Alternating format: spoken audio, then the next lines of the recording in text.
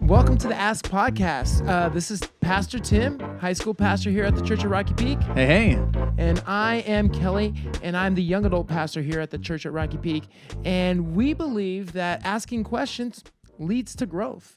And so we're going to be here every week, and we're going to be responding to your questions. If you have a question about what we're talking about or just something that's going on in your life, feel free to text us your question at 949-791-9377. All right, Tim. Kelly.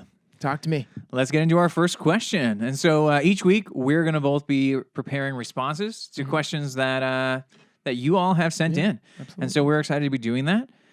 We really think that asking questions is a huge thing that really leads us to grow closer to Jesus, no matter where it is we are in our faith journey. And so we want to treat that honestly. And we've had some awesome high school students, young adult people at our church send in some really cool questions. Yeah, and tough ones too. Yeah, and I think that we've got some great places to start, some good things to get to talk about. I'm excited for this season of the Ask Podcast. Yeah, this is the month of love. Valentine's Day is coming up. Yeah, Singleness Awareness Month. Ah, yes. Or day, or whatever. I'm not sure how people interpret that. Cool. So with that on the horizon, we have a couple questions having to do with the area of romance, relationships, dating. And so why don't you hit us with our first question? So yeah, the first question that came in is basically, when am I ready to date? Is anyone ready to date? So I think this is a very relevant, great first question to tackle in February. And so that was the first question that came in, and I have some thoughts, but I wanted to, defer to you first to make sure. Well, yeah, let's go through what you have prepared, and then we'll talk a little bit afterwards, just kind of how we've experienced that in our own life. Absolutely. Well, I've experienced a lot of heartbreak in my life, and so when I'm thinking of when am I ready to date, I think there are six key considerations. The first consideration in whether you have been in a relationship, whether you are in a relationship, or whether you want to be in a relationship, I think there are six key considerations before entering into your next relationship. The first key consideration is, first, you need to decide whose voice you're going to listen to in this world. Are you going to listen to God's voice, or are you going to listen to the world's voice, right?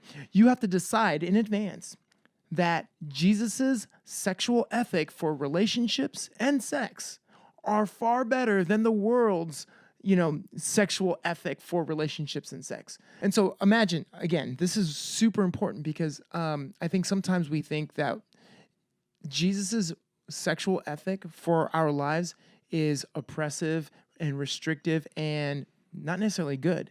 And so that's the assumption for a lot of people. But if you actually believe that God's way is way better and actually promotes human flourishing, you'll be much more prone to make better decisions when it comes to the people you date and how you date them.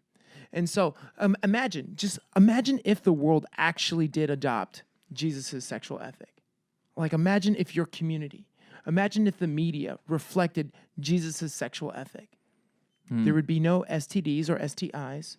There'd be no brokenness or divorce, right? Every child would have both a mother and a father, right? There'd be no sex trafficking. There'd be no pornography. There'd be no exploitation. There'd be no rape, right? There'd be no abortions. Like, this would actually promote something far better than what maybe is presented in our minds or even in media regarding living life according to God's ways. Imagine there'd be no deadbeat dads. There'd be no husbands leaving their wives for a younger woman that they found at work or whatever, Like, just think about what it would be like. And wouldn't we all want to live in a world where people did follow Jesus' sexual ethic? See, I believe that at least towards us, right? Like, I think that would be I think many of us feel that tension of I don't know if it seems like a big thing for me to commit to God's way of doing relationships and sex. But if we think about people treating us the way that God would set things up, that sounds much better. Absolutely. Than living in a world where someone could just decide at some point that we don't do it for them anymore. No, yeah, exactly. And the thing is that Jesus since Jesus made sex and he made relationships, like he actually made it very good. And Colossians 1:3 talks about how all things were made, through him and by him and even for Jesus. And so if we just actually lived underneath that protection or that covering, we would find that our relationships and our sexual desires and needs are actually way more fulfilling. So you're applying that passage about all things were made for Jesus to the area of sex. You're saying that sex was made for God or his glory or his joy. 100%. All right. Yeah, 100%. Because honestly, sex, be it whether sex is a procreative act, right? And so therefore the expansion of humanity flourishes because we need, sex Procreative. to make babies. There we go. Yeah. Right? Yeah. Yeah, just in case. Yeah. So sex being a procreative act is beneficial for society. That also glorifies God. Sex is pleasurable. So if you have a husband and wife enjoying each other, that's actually a good thing, right? And then number 3, sex unites a husband and wife. It keeps them committed. It keeps you glued together. Now, that unity in marriage is just a mirror or reflection of the unity that God wants to have with his creation. And so you're saying the first consideration. That's why sex is when I'm thinking God, yeah. about should I date, the first consideration is, am I willing to follow, to come under God over the world, or Absolutely. God over my emotions, or God over my natural pull towards, or God over your friends, or God over the media consumption that you're receiving, or whatever ideologies that are being propagated in the world today. You want to come under the fact that, hey, God's idea for relationships are way, way, way better. Okay. What are our other considerations? Oh, yeah, I got more. I mean, I guess I could have camped out. I mean, you had me going over on the sex thing. I was like, oh, yeah, we can do that. Sex is fun to talk about, but Sex is fun to talk about, but it's also like it really does glorify God. Like God actually created sex for a reason, for his creation. So anyways, the second consideration before you even start to even consider romantic relationships is you're not ready to date until you're ready to withstand the sexual pressures of the culture. You're not ready to date unless you're ready to resist the sexual pressures of the culture we live in, which is a little bit similar to what I said before. But I want to look at maybe a biological component, right? The average 16-year-old, but anybody who's in puberty, are experiencing an overload of endorphins, testosterone, dopamine, estrogen, oxytocin, and these are chemicals that are secreted in the brain whenever somebody touches you or you see an image that you like, right? And your brain, right, the decision part making in your brain, the prefrontal cortex, is not even fully developed for women until like 25, maybe even 27, and for men, there's studies that show that your brain isn't fully developed till you're in your 30s. So essentially what I'm saying is that if you're a teenager and you're considering to date and you're getting involved in romantic relationships, you are high, for one, and 2, you have half a brain. So you don't want to be making major life decisions when you're high and your brain is not fully developed. You don't want to be making them on the fly. You don't want to be making them without other people's input. You don't want to be making them without other people who have been there before pouring some wisdom into that. Absolutely. Yeah. And consider the reality. You're essentially inebriated. It's very difficult to make wise decisions. You're going to make lots of decisions in our lives, and it's harder to make good decisions when you're like not inebriated. It's even harder to make good decisions when you are intoxicated with endorphins and dopamine, right? You wouldn't even let somebody drive. That's why we don't let kids drive. Right. Imagine my 7-year-old out there driving around that little purple Mazda 3 of ours. Exactly. It would be messy. Yes, not because it's a Mazda 3 that's purple, but just because. No, I mean, people probably watch out a little bit more. I'm nervous around that car. Yeah, that car is not afraid to bump into anybody. No, I'm just afraid something's going to fall off of it. The value on that car is not going down. No. It's already hit rock bottom. Which is great. It's a great place to be. So that's what I would say. It's like, it would be like driving a car when you're drunk. Dating handling people's hearts, handling people's emotions, getting involved romantically can be very dangerous. It can be very rewarding, but also very dangerous. So you need a foundation, right? Like, so you need something to help you tackle those tensions, because those tensions are going to be there. It's going to be hard to escape those things. And so we need something to where we feel like we're ready to enter into something that's going to pull us away from God's way, which we've already, in step one, in our first consideration, have decided is the best. All right, consideration number 3. Consideration number 3 is basically you're ready to date when you've already pre-decided to have guardrails, right? Right, before, not during or after. Right now, guardrails is a term that I like to use. Some Christians use the word boundaries, and that's a very appropriate term. But I wanted to get your attention because I know that if we're going to talk about dating and you're a Christian and you're watching me, you already know I'm going to talk about boundaries. But which is great. And I think, too, our second question will kind of touch on that area some also. Oh, yeah, absolutely. And so, but what I don't want to go too your far. real like, point here Yeah. is, because we'll talk about boundaries, guardrails, that kind of stuff in a little bit. But you're saying you don't want to come up with those in the moment. No, you don't want to come up with those in the moment or after you've already messed up or gone further than you are comfortable or further than the other person is comfortable. But whether comfort is in it or not, you should decide beforehand what those guardrails are. Now, I use the term guardrails just to give you a word picture, is that in life you're going in a particular direction, and that direction is fueled by the vision of the future, right? It's the vision of the husband and the wife that you want to have, and the 2.5 kids. That 0.5 is a very small kid or an animal, right? It's a dog. There right? it is. There it Yes. is. That Fluffy. 0.5 too. It's Snuffy. If I can get a picture of Snuffy, boom. It's like the dog version of Grogu. And so it's It kinda is. Picture of the future of what could be and should be that fuels how you respond today. That's what happens, right? That's what life is like. You're in a car and you're headed in that direction. And whatever that direction was, hopefully it wasn't fueled by Disney, but it's fueled by a biblical perspective of love, sex, and marriage. And it's a mutually respectable relationship that's committed for a lifetime.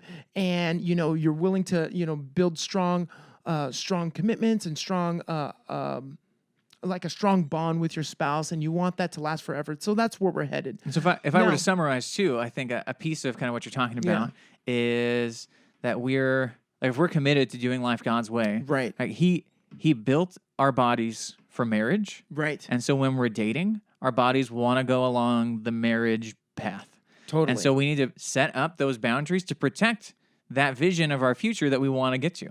Absolutely. And I think that's really wise. Yeah. Let's all right, that's halfway through. We want to get through these other 6 Yeah, let's before do we it. run out of time. And so let's get to number 4 Yeah. on things to consider. If I want to date, I want to be ready to date. Okay, so you What want to should I consider do? the length of the dating relationship that you want. So again, with looking to the future, deciding in advance how long do you want. And so what I like to do is ask people to, work backwards. What age do you want to be when you get married? 25, 30, right? And then how long would you want to date your future spouse? That's good. 6 to 10 years? That's a long time. Or maybe, but That's honestly, a long time to fight all of the things that come along with being built for marriage, not for a dating relationship. Dating is not where we're supposed to camp out. And so we want to set ourselves up that if we're like, hey, I want to get married after college, right? Like dating all the way through college, 4 years. it's going to be tough. Reasonable, but it's going to have some challenges in Yeah, play I actually think 2 years is actually starting hard. dating when you're 13 and you want to get married after college. If you find the right person with your second girlfriend at 14 and a half, oh man, you're dating for a long, painful amount of time. And the reason why something like that would happen is because the person has not determined the goal, right? They haven't determined what the picture of the future could be and should be, and it's not fueling their decisions today. What's happening is, again, culture, friends, peers, media is kind of directing them, and it's not a straight line. And it's not going in the direction that God has for them. So I would just say work backwards. If you're trying to figure out what time or when to date, you want to determine when you want to get married. That will also ultimately determine when you should start dating. All right. Number 5 on the considerations in order to be dating. Yeah. You don't want to start dating. Basically, you want to basically, you want to start dating again when you've regained your identity from broken past relationships or a broken view of identity. And so, for instance, say, this particular consideration has to do with the person who's been in a relationship, who's messed up a couple times, and they're afraid to get into another relationship, or maybe they're itching to get into another relationship way faster than they should. I mean, a lot of people who don't feel like themselves unless they're dating someone else. Yes. And that's a scary spot to be. And if that's you, that's a good thing to take a look at, to be like, are you confident in who God has made you to be? Absolutely. And so what happens is they may not have a proper view of who God made them to be because they don't know. They don't know how God made them. Right? They don't know that Genesis 1:27 says that they were made in God's image, that they are not an object to be used for the enjoyment of another person. And not defined by other people's views of them. Which is honestly, if I'm being transparent on our podcast, like that's a huge thing for me in so many different areas of life. Like I tend to want to define myself by what other people say about me. And that's real shaky unless the only audience that I'm listening to is what God has to say. Exactly. And so my biggest thing is that this goes back to the voices that we've been listening to. And so if you're a woman who've been either sexually abused or you've allowed yourself to be a sexual object for another person, you probably should not get into another relationship for, I would say, at least 12 months until you've refound your identity apart from another person using you or viewing you as a sexual object. And but the society that we live in, I just want you to know, I believe is teaching men and women three things about women. Is that they're objects to be used, they can be discarded at any time, and the woman should be amicable about it. They should totally expect that to happen and move on to the next one.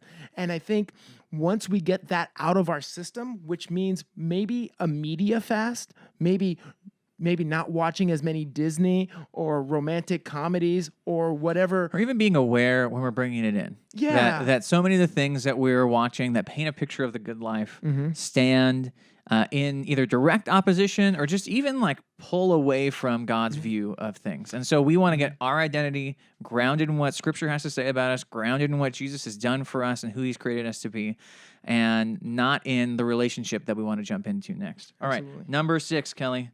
These are all great. These are going to all be individual like sermons. Well, and I think the problem somehow I is feel like they may have been at some point. You've got a lot of multi-points coming out here. I know, illustrations ready to go for us. But number 6, what's our last consideration? The last and final consideration for this podcast, there'll be more this Sunday when I'm teaching with Michelle, is that you're ready to date when you've decided to date for the Lord.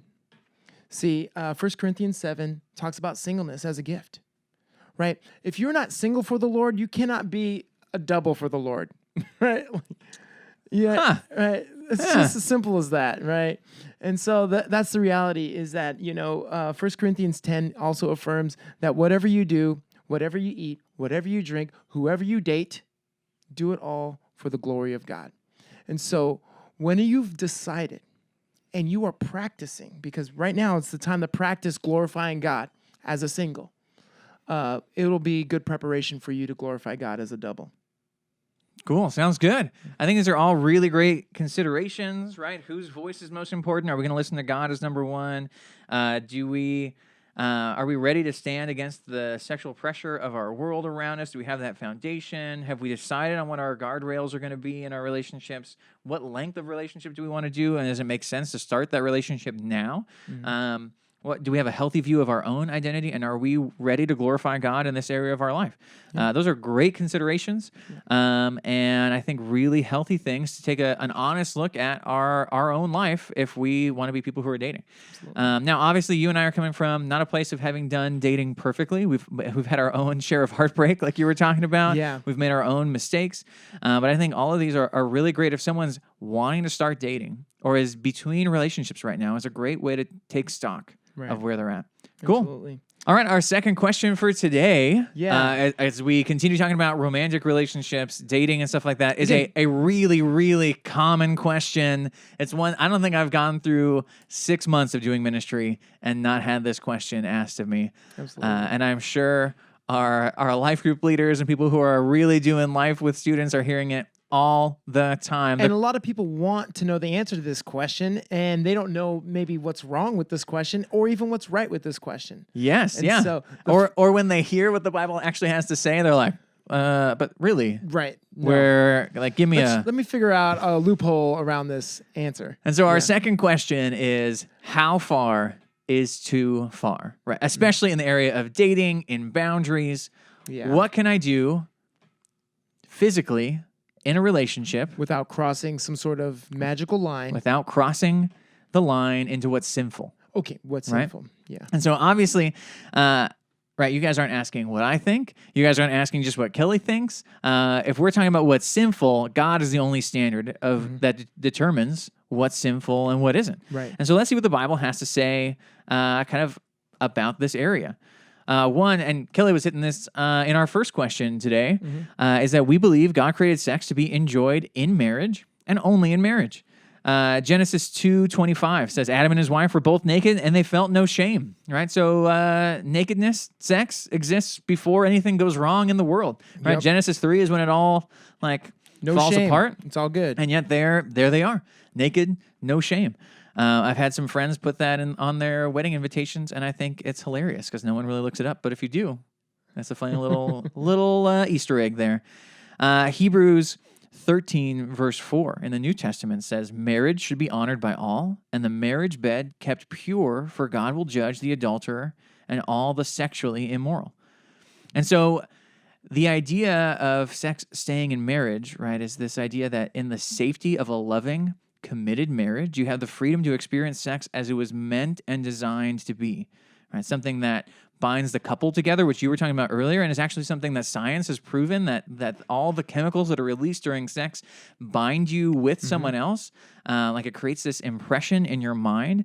It's something that can, produce kids in an environment that is suited for them and set up for them, especially if it is that loving and committed marriage.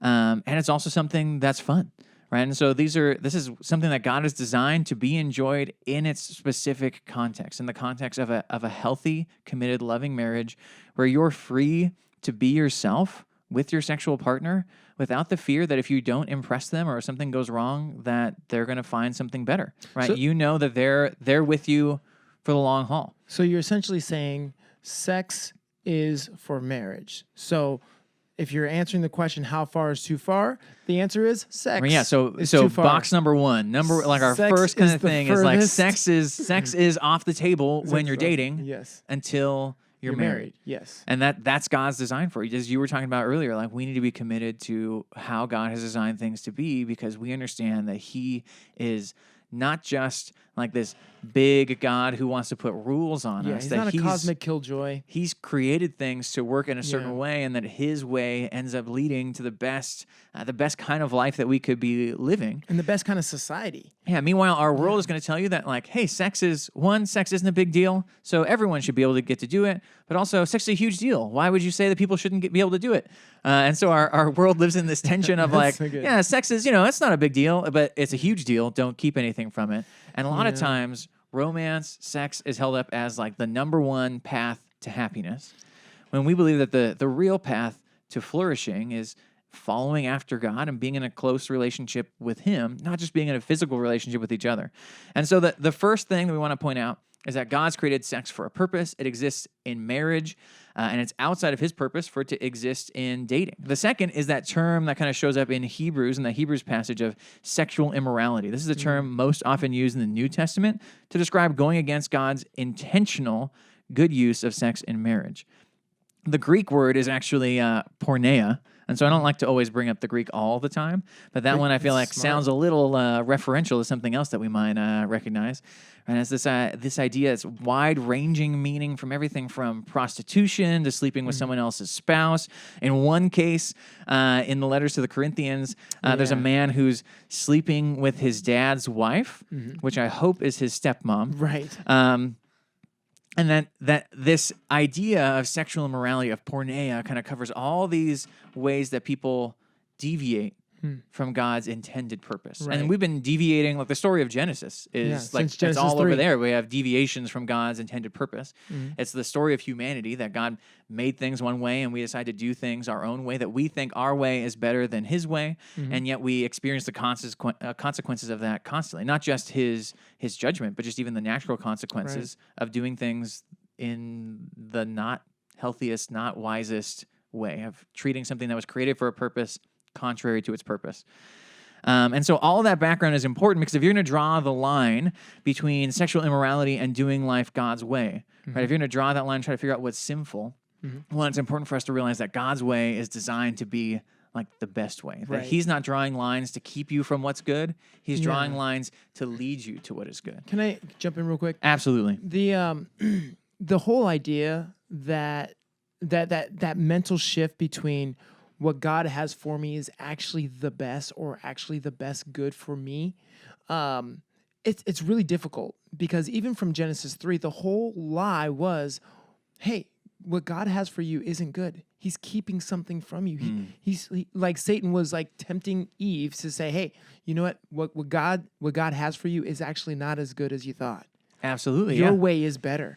And we've been struggling mentally with that same type of battle ever since Genesis 3. In so many areas, not just in the area of sex, right? And we'll Absolutely. see in one of our passages we're going to hit on in a little bit that sex is not the only area that God's standards aren't met by humanity. Totally. It's a huge topic of conversation in our culture. It's sort of a countercultural position that the church tends to hold, but it's not the only place that humans go against God's design. Absolutely. It's just one of many. But with the question of how far is too far, like I'm anticipating that whoever's asking that question has a desire somewhere in there to do things God's way. Right. That they either recognize that it's good or it's right, or they want to follow what God has to say. And so they really legitimately want to know what he has to say. If that's not you, right? If you're listening to us or watching us on YouTube and that's not where you're at yet, you're more than welcome to hear this conversation and to listen in, but it's really designed for someone who's already committed to this idea of doing life God's way and is having trouble figuring out the mess of that. But we just want to lay out the case just in the beginning that like God has a purpose for why he set sex up to be the way that it is. And we can either live according to that purpose, or we can try to do things our own way. Totally. But we want to be people who are committed to doing things God's way, because we believe that it's good and that he is good. Yeah. And it's beneficial for a flourishing society.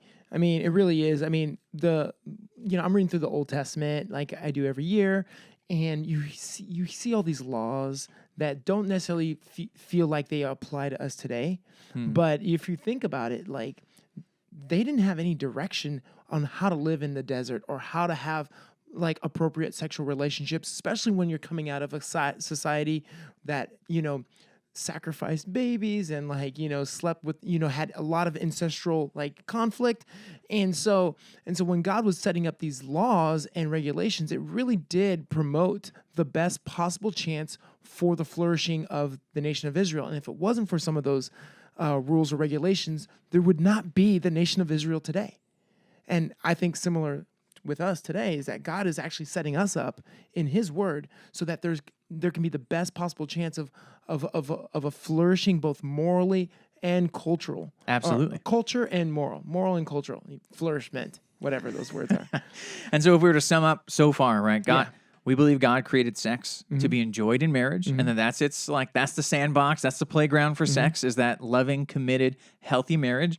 And the second thing is that sexual sin isn't about accidentally making God mad. It's not just about arbitrary rules that he set up. It's about his leading us to what is really and actually good. And so we want to do what is sexually moral and not what's sexually immoral, because we want God's version of what is good.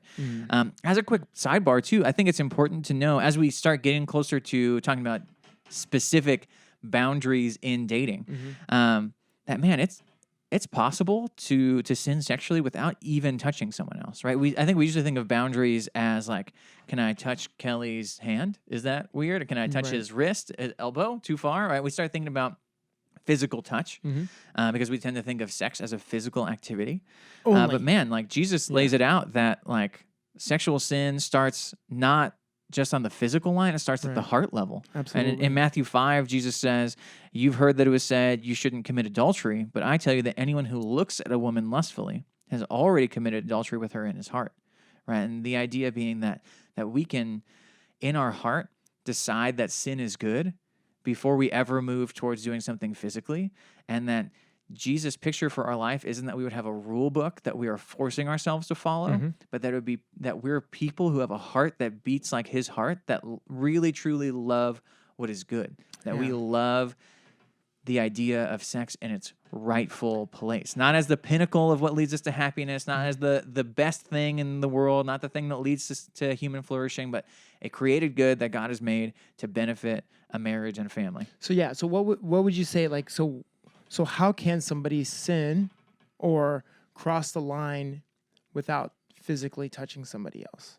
Yeah, I mean, I think it's any point that in your heart, right, you want to do something sexual with someone. Yeah, so if you were having sex with another person in your mind, and I think crossed the line.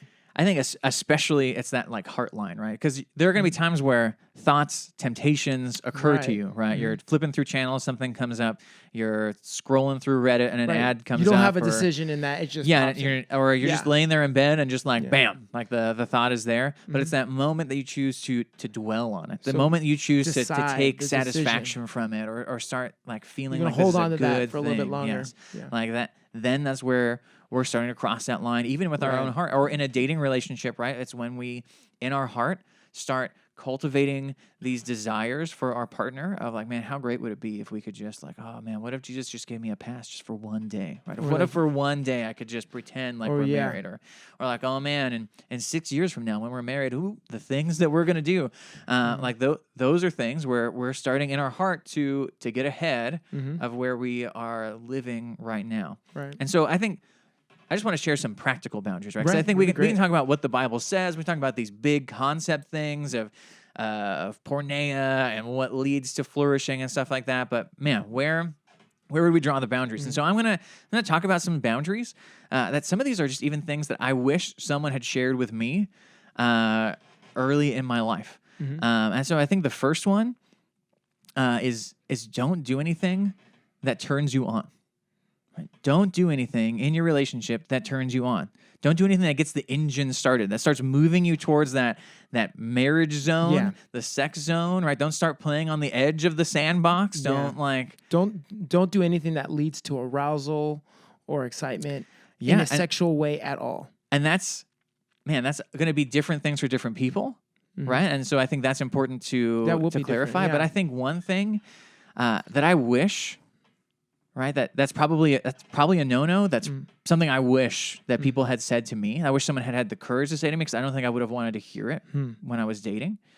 And man, I think making out really probably sets you up for more problems than it does benefit. Yeah. Because what making out does is it's starting that early initial process of having sex with someone, and it starts those processes going biologically for you that are leading you down towards that road.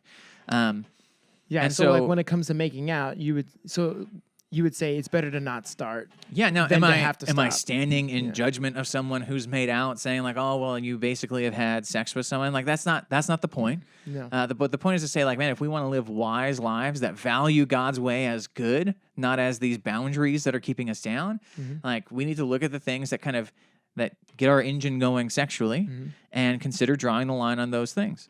The second, I think, when it comes to areas of touch, right? Like what's it safe to touch? What's it not safe to touch? I think when you're dating before you're married, the fastest way to draw the line emotionally, right, is only touch your partner, only touch the person you're dating, places that it wouldn't be weird for your parents to touch you.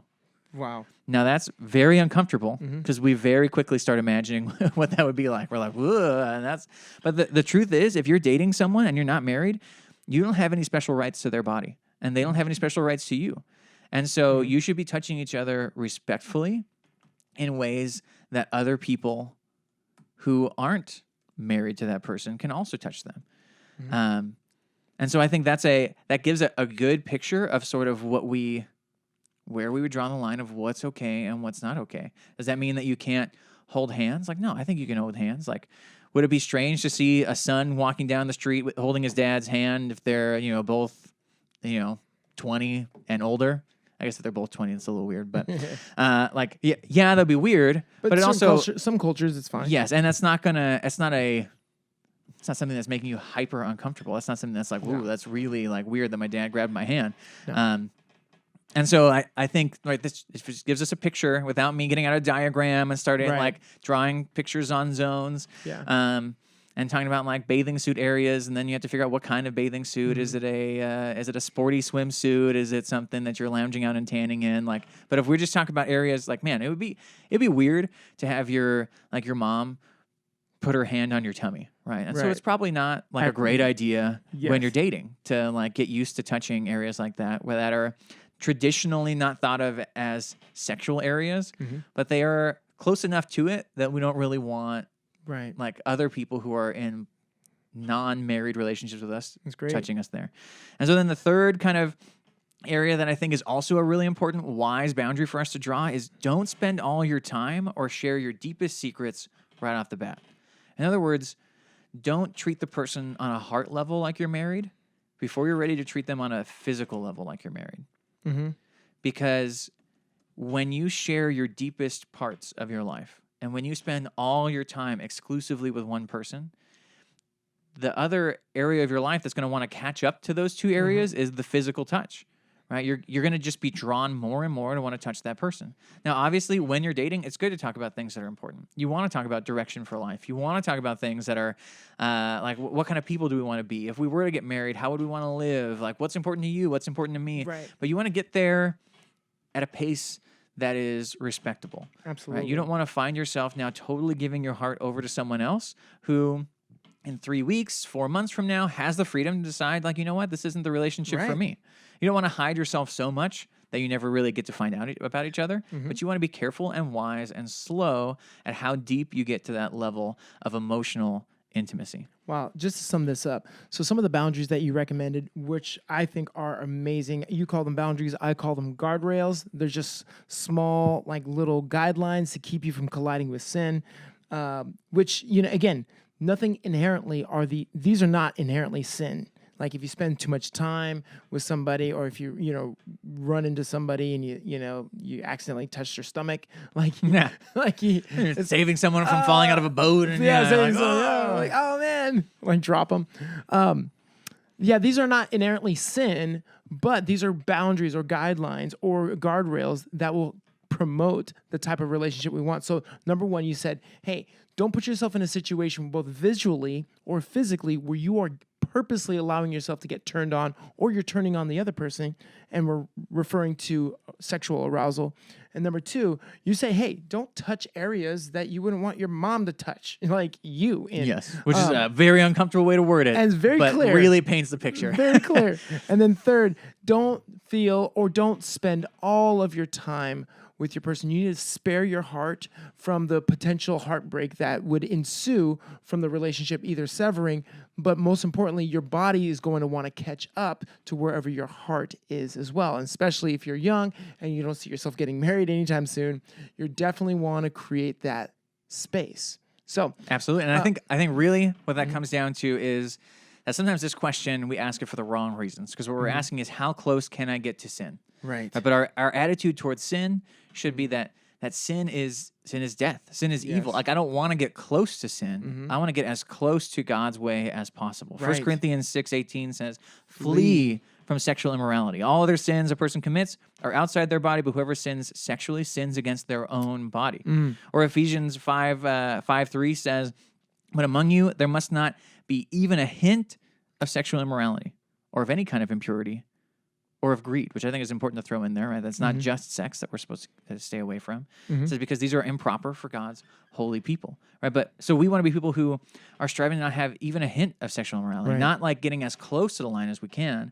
And it's good to know what that line is. And it's good to know what God's design is. But we want to be people who so believe that God is good and that his way is going to lead us to the best way.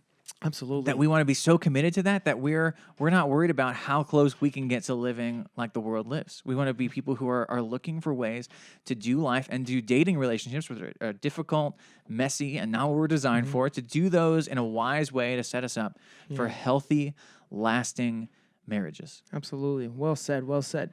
Hey, just to wrap things up, you said so much. Talked about how sex is made for marriage, and sexual immorality is not even something that we want to even move in. And then our boundaries really is something where we have to consider, hey, let's not start something that we have to stop, and that God's way ultimately is better, and it's the best. We've talked about a lot of things in our podcast today. Thank you, Tim. I appreciate your insight and wisdom. Yeah, thank you, Kelly. Yeah, and if you want to send us any questions, Kelly, how do people get questions to us? Yeah, they can go ahead and even drop them in the comments. If you're watching on YouTube, drop in the comments. Drop them in the comments, or they can text us directly, anonymously, at 949-791-9377. And honestly, we'd love to hear from you, because a lot of times this podcast is really birthed out of the idea that people show up to church, or they show up to talks, or they're even scrolling online and they're hearing answers to questions that no one is asking. This podcast exists to respond to your questions, because we believe, questions lead to growth. That's right. Yeah, that God is not afraid of our questions. He's not afraid of our doubts, and he wants to meet us in those. And sometimes the worst thing we can do is to stuff them, to not bring them forward. And this is the community. This is the right place to ask those questions and seek truth. Absolutely. Well said. Awesome. So thank you guys for joining us. Thank you for making it all the way to the end. Kelly, if we were to wrap up with one silly thing going on in your life, what's the silliest thing or strangest thing or weirdest thing that you've experienced this week? Or just something cool that you saw? You want to leave us on a light note? I went to the golf range. Oh, you golf? No, but I just happened to be living next to a professional golfer. Like, he's in the PGA, like someone's in the NBA or the NFL. Like, right. This person's in the Professional Golf Association. But those other things are sports. Yeah, I mean, I think this guy gets paid to play golf and lead like tournaments. Nice. But he's no, I don't know, Arnold Palmer, I must say, but he is definitely one of the best golfers I've ever met. And I went to the golf range this week, and he was teaching me how to swing the golf stick, and I was using terms like golf stick. And is that not what it's called? I don't know. I don't know either. And at one point, I was referring to hockey as ice golf. It's like ice golf with boxing. Yeah. Now that's a sport. Yeah, that's a sport. That's awesome. Thanks for sharing that with us. Next week, you'll have to ask me some spur of the moment question. I'll add some levity. Awesome. Thank you guys for being here with us, and we will check you next week. All right. Hasta luego. Go. Hasta luego.